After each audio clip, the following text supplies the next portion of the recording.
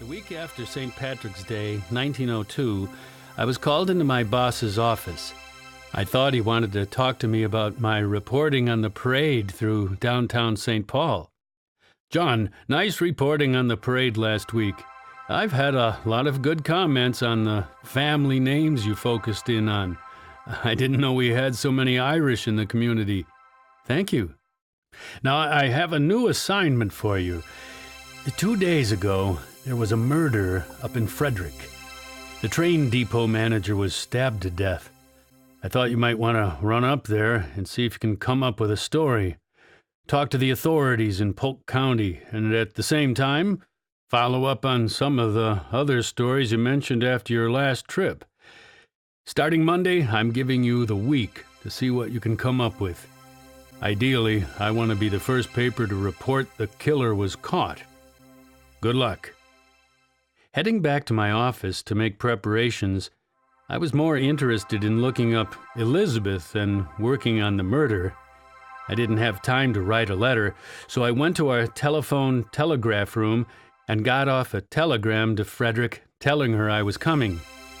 Expecting to arrive on the train Sunday afternoon, just after lunch.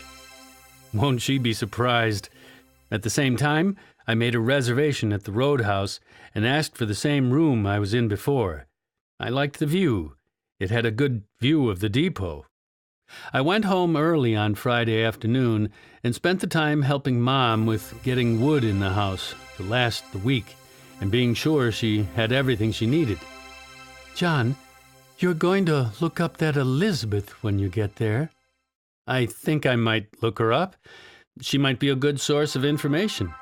"Good. I hope she tells you a lot about herself. I want to know what she's like." "Yes, Mom.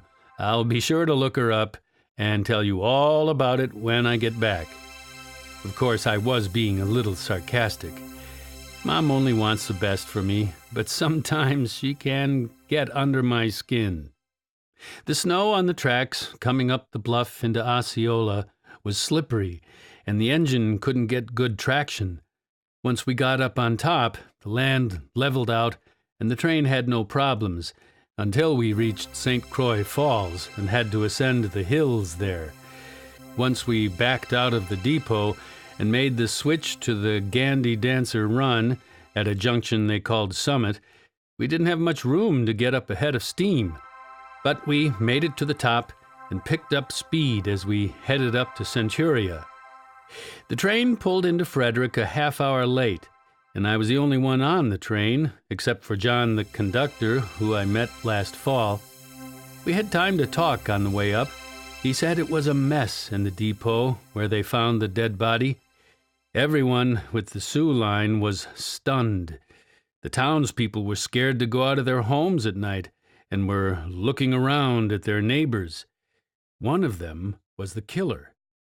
I asked him to keep his eyes and ears out, and if he had any leads, to drop off a note for me at the Roadhouse.